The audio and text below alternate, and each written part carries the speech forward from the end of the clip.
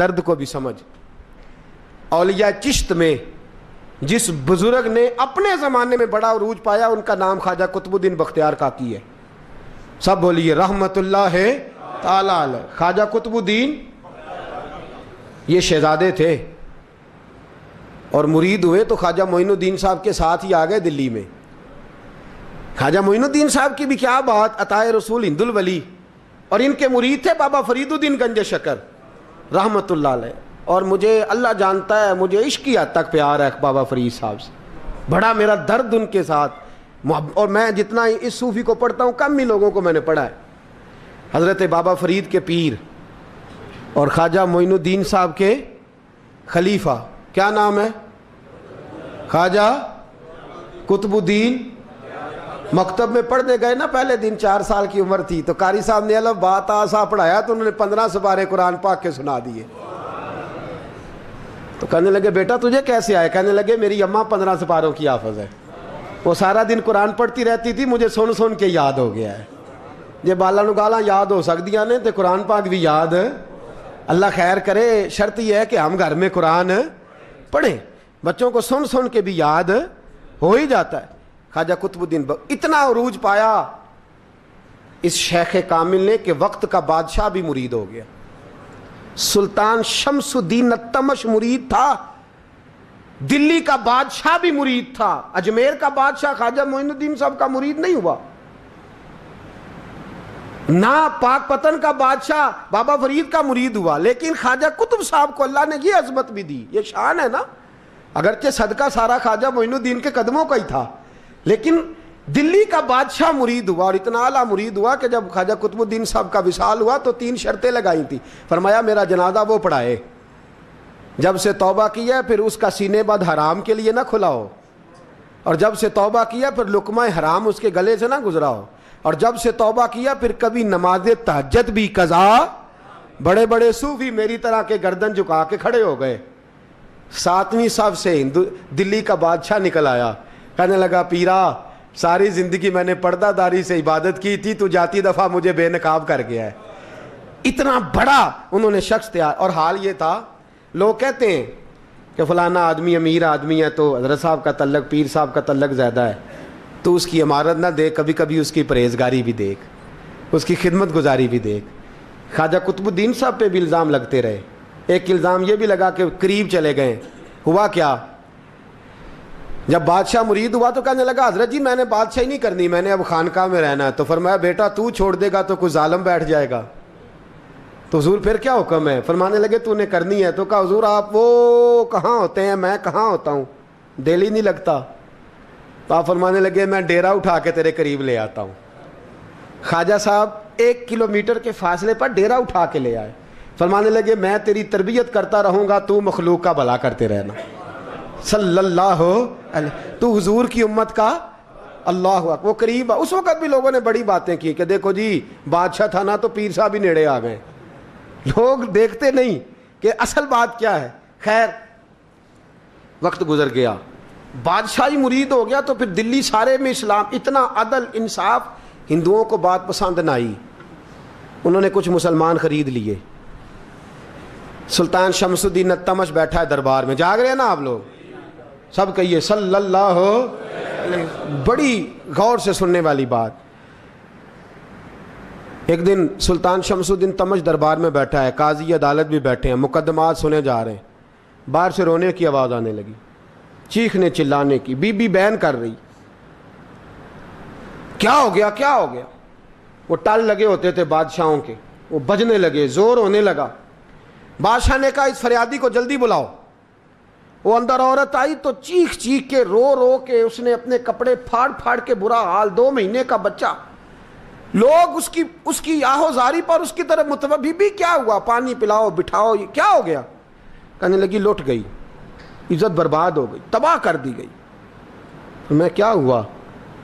کہنے لگی بادشاہ ایک شخص میرا غیر شرعی خامند بنا، پھر مجھے حمل ہوا، پھر میری گود میں یہ بچہ ہے 2 مہینے کا.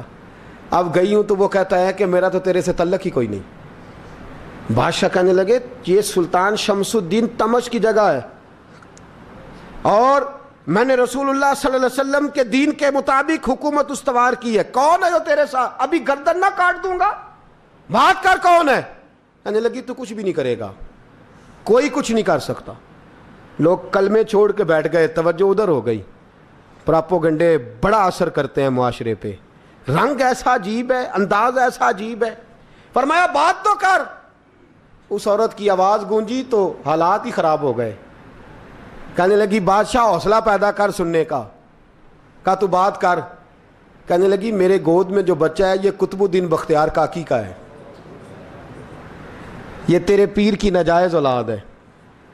اٹھاؤ، پروفیسر سلیم چشتی نے پی ایچ ڈی کی ہے، وہ لکھ رہے ہیں اس واقعے کو، تیرے پیر کا ناجائز بچہ ہے۔ ہاتھ کانپنے لگے بادشاہ کے، کہنے لگے یا اللہ کبھی تو قیامت برپا کر دے تو معاملہ ٹھیک ہو جائے، میں تیری زبان کھینچ دوں گا تیری تو نے بات کیسے کی؟ کہنے لگی میں نے کہا تھا نا تیرے اندر حوصلہ نہیں، میری عزت تار تار ہو گئی اور تو پیر بچا رہا ہے۔ اللہ اکبر۔ سلطان شمس الدین تمش آسمان کی طرف دیکھ کے کہنے لگے مولا مجھ مجرم کو جس کی برکت سے اٹھا کے تو نے مسجد میں پہنچایا، آج مجھے تو نے کس امتحان میں ڈال دیا؟ یہ کیا رنگ تو نے زندگی کا بنایا ہے؟ کہنے لگی بلا اسے، اڑاب گردن۔ اللہ اکبر۔ خواجہ قطب الدین بختیار کاکی، ذرا اس جگہ پہ اپنے آپ کو کھڑا کر کے دیکھ میرے دوست۔ جو شخص دلی کے بازار میں نکلے تو دکانیں بند ہو جائیں، عورتیں گھروں میں گھس جائیں، جس کے نام پر چرچے ہوں دین کے، وہ شخص لاٹھی ٹکاتا ٹکاتا، عرس منانے آسان ہے، ڈھول ڈمکے کر کے گھروں کو جانا آسان ہے، پر ذرا ان کی راہوں کا مسافر تو بن انہوں نے انداز کیا اختیار کیا ہے۔ حضرت خواجہ قطب الدین بختیار کاکی، خبر پھیل گئی۔ اتنی شہرت پاکیزگی کی نہیں ہوئی تھی جتنی اس جرم کی ہوئی۔ لاٹھی ٹکاتے ٹکاتے جب پہنچے نا بادشاہ کے دربار میں، بادشاہ اٹھنے لگا، قاضی اٹھنے لگا، لوگ اٹھنے لگے، تو قطب الدین بختیار کاکی کی آنکھوں میں آنسو آئے۔ مانے لگے بیٹو بیٹھ جاؤ، آج میں پیر بن کے نہیں آیا، میں مجرم بن کے آیا۔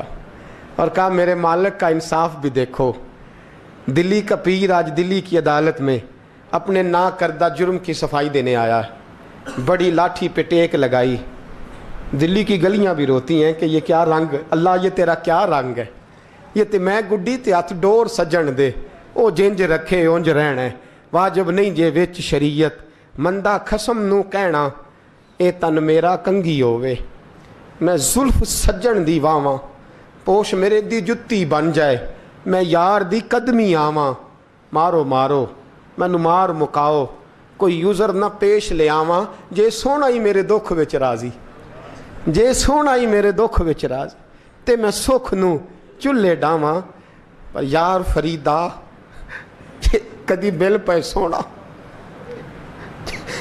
یار فریدا جے کدی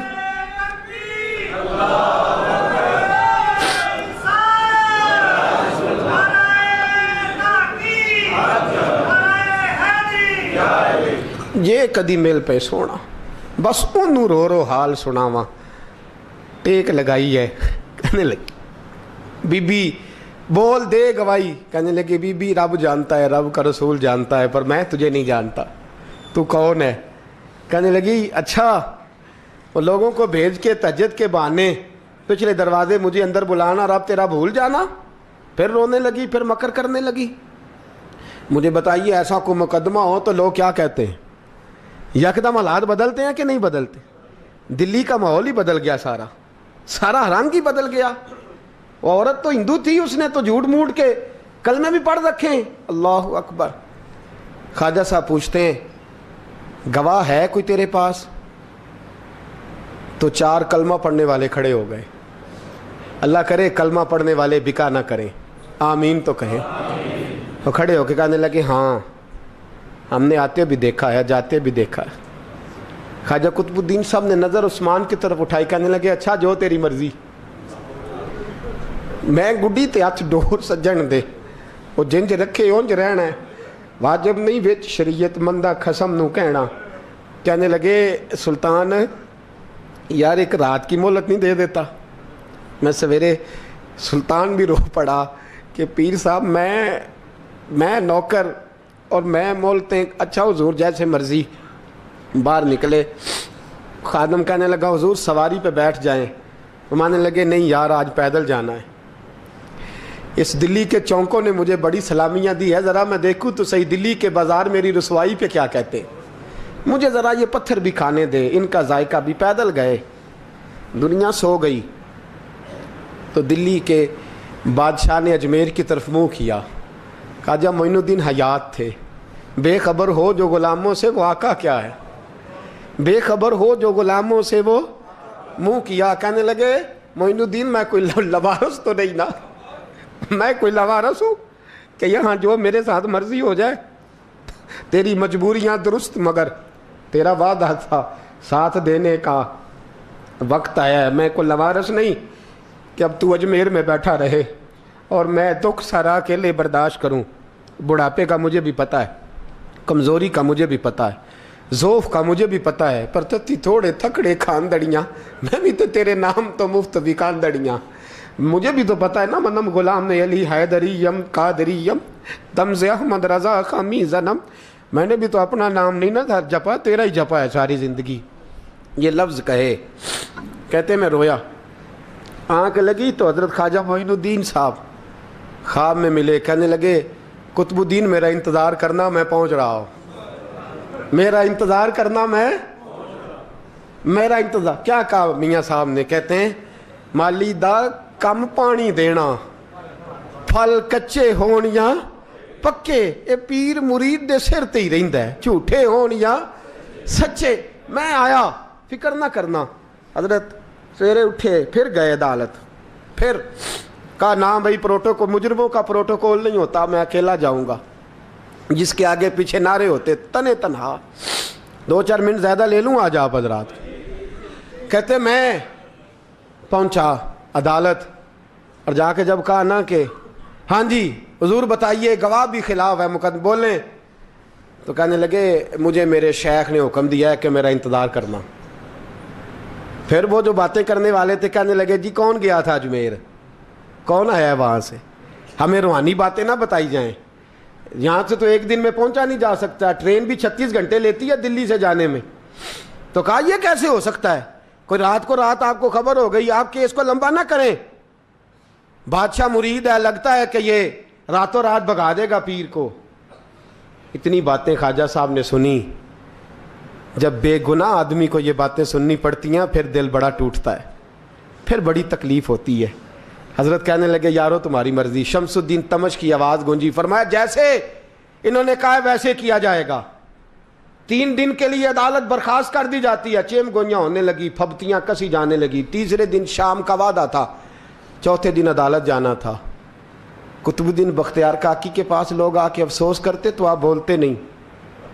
یہاں تو لوگ صفائیاں دیتے بولتے نہیں. فرماتے یار میں گڈی تے ہاتھ ڈور سجن دے, وہ جینج رکھے, میں اونج ہی رہنا ہے, جیسے اس کی مرضی ویسے. جیڑیاں گڈیاں آپ پہ اڈیاں ہو نہ چڑھن اونچائیاں, وہی گڈیاں اونچیاں اڈیاں جڑیاں سائیاں آپ چڑھائیاں. فرمایا ٹھیک ہے جیسے وہ رکھے, میں راضی ہوں. اللہ اکبر. تیسرے دن کی مغرب کا وعدہ تھا. جب مغرب کا سورج ڈوب گیا نا, بڑے قافلے اجمیر سے آئے پر معین الدین نہ آیا. وعدہ کیا تھا یار نے آؤں گا دن ڈھلے. وہ خواجہ غلام فرید صاحب رحمۃ اللہ تعالیٰ علیہ فرمایا کرتے تھے نا, کوا کھانے لگا آنکھیں تو کہنے لگے کاغا اے تن سارا ہی کھائیو, میرا چن چن کھائیو ماس, میرے 2 نین نہ کھائیو, مینو پیا ملن دی آس. نے کہا سارا کھا جا, آنکھیں چھوڑ دے. اس نے کہا تھا میں آؤں گا, انتظار لمبا ہو گیا ہے پر میری امید تو نہیں نہ ٹوٹی. مغرب کی اذان ہوئی تو لوگ کہنے لگے لو جی اب بس ہو گئی. خواجہ قطب الدین صاحب نے اللہ اکبر کہہ کے مغرب کی جماعت جب میدان میں کھڑی کی تو اپنی بھی چیخ نکل گئی, آئے نہیں. لیکن جب نماز کا سلام پھیرا تو خواجہ معین الدین صاحب کی 2 رکعتیں ابھی باقی تھیں. خواجہ صاحب پیچھے نماز پڑھ رہے ہیں, سلام پھیرا اور نماز کے بعد جب اٹھے نا تو خواجہ صاحب کے سینے کے سینہ لگا. تو کہا حضرت جی میں شہزادہ تھا, آپ نے کہا تھا خشک روٹی کھانا تو میں نے خشک کی کھائی ہے, آپ نے کہا تھا فاقے کرنا تو میں نے کیے ہیں, آپ نے کہا وطن واپس نہیں جانا تو میں نہیں گیا. حضور اس امتحان کا آپ نے بتایا ہی نہیں تھا. یہ مجھے بتا جاتے اب اس سفید داڑھی سے میں جواب دیتا پھروں. خواجہ معین الدین صاحب نے جھٹکا, پیچھے ہٹ, تو زیادہ عزت والا ہے کہ یوسف زیادہ عزت والا تھا؟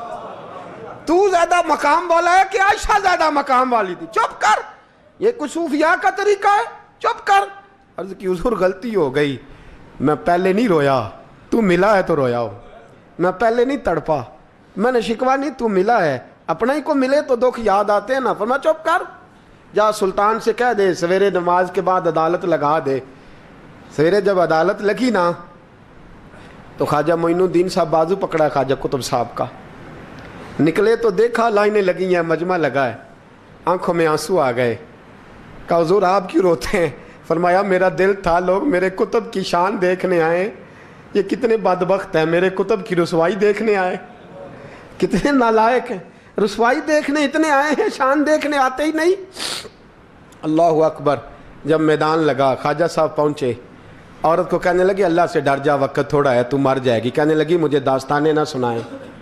قاضی صاحب سے کہنے لگے قاضی صاحب آپ حقیقت حال سے آگاہ ہیں, خیال کریں. کہنے لگے خواجہ صاحب دلیلیں نہ دیں, گواہ لائیں, واز نہ کریں. خواجہ صاحب رحمۃ اللہ علیہ کہنے لگے گواہوں کو بلاؤ. گواہ آئے تو خواجہ معین الدین صاحب نے نظر, تم ہو میرے کتب پر, میرے کتب کے جرم کے گواہ. ان کی زبانیں کانپنے لگیں, ہاتھ کانپنے لگے. میں بولتے کیوں نہیں؟ جب ان کی نظریں جھکی تو بادشاہ کہنے لگا اگر اب تم نے گواہی نہ دی تو تمہیں میں مجرم بنا کے 80 کوڑے ماروں گا. کہنے لگا جی دیکھا ہے, جی دیکھا ہے ہم نے تہجد کے وقت. جب سب گواہیاں پوری ہو گئیں, عورت بھی تڑپ رہی ہے, رو رہی ہے, 2 مہینے کا بچہ گود میں ہے. اب بولیے بولیے, علماء ظواہر بھی کھڑے ہیں, حسد کرنے والے جلنے والے بھی کھڑے ہیں, ہندو تو ویسے ہی تالیاں بجا رہے ہیں. اجمیر کا بوڑھا, اور یہ آخری پھیرا تھا خواجہ معین الدین کا دلی میں. اس کے بعد ظاہراً دوبارہ نہیں آئے. اٹھے لاٹھی ٹکاتے ٹکاتے اور میدان کے اندر جا کے نا, بڑے میدان میں مجمع تھا, سر سجدے میں رکھا. کہنے لگے یا اللہ میں ہندوستان مرضی سے نہیں آیا, تیرے رسول کا بھیجا آیا. پھر اٹھے اور کہنے لگے مولا تیرے نبی کا فرمان ہے کہ میری امت کے علماء بنی اسرائیل کے نبیوں کی طرح ہوں گے. اگر یوسف کے لیے بچہ بول سکتا ہے تو میرے کتب کے لیے بھی بولنا چاہیے. اگر یوسف علیہ السلام کے لیے بول سکتا ہے تو میرا قطب الدین بھی سچا ہے. اس کے لیے پھر اٹھے, اس بی بی کی طرف بڑھے. لوگ کہنے لگے نہ جانے اب کیا ہوگا.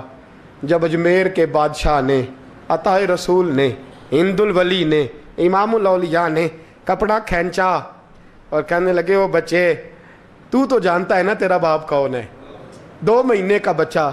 جب نانا بولا تو بی بی کہنے لگی اب کیا کر رہے ہو, بچے بھی کبھی بولے ہیں. میں بی بی چپ کر, ان اللہ علی کل شیء قدیر, میں کمزور رب کا ماننے والا نہیں, قدرتوں والے رب کا ماننے والا ہوں. وہ چاہے تو بچے بھی بولتے ہیں. قرآن کہتا ہے حضرت عیسیٰ بولے تھے انی عبد اللہ آتانی الکتاب. مریم بھی تو ولی اللہ تھی, وہ نبی تو نہیں تھی. اگر ولی اللہ بنی اسرائیل کا ہو بچہ بول سکتا ہے, تو اگر ولی اللہ محمد عربی کی امت کا ہو تو بچہ پھر بھی بول سکتا ہے. یوں کپڑا ہٹایا, بچہ بول. 2 مہینے کا بچہ ماں کی گود میں اٹھ کے بیٹھ گیا اور بچہ بول کے کہنے لگا السلام علیکم یا ولی اللہ. جب یہ لفظ ادا کیے تو نعرے لگنے لگے, لوگ رونے لگے. بی بی بے ہوش ہو کے گری. فرمانے لگے مجھے سلام نہ کر, میرے کتب کی بات بتا. کہنے لگا قسم ہے اللہ کی عزت کی, وہ سامنے مجمع جو سردار بیٹھا ہے وہ میرا باپ ہے. قطب الدین تو بے گناہ ہے, قطب الدین تو بے گناہ ہے, میرا باپ تو وہ بیٹھا ہے. یہ قاضی بھی سازش میں شریک ہے. کئی مسلمان خریدے گئے, یہ گواہ خریدے گئے. جب گواہی ہو گئی, بچہ یہ لفظ کہہ کے اللہ اکبر کہتا ہوا پھر چپ کر گیا. خواجہ قطب الدین صاحب کا بازو پکڑا, خواجہ معین الدین صاحب نے مجمع سے باہر نکلے. لوگ کہنے لگے حضور آپ کچھ بولتے نہیں. فرمانے لگے جس نے بولنا تھا وہ بول چکا ہے, جس نے بولنا تھا وہ جو جادو, وہ جو سر چڑھ کے بولے. فرمایا تم نے افواہوں پہ نظر رکھی اور میں نے اللہ کی قدرت پہ نظر رکھی. تم نے اس کے کردار کو جھنجھوڑا اور میں نے اس کے کردار کو تعمیر کیا.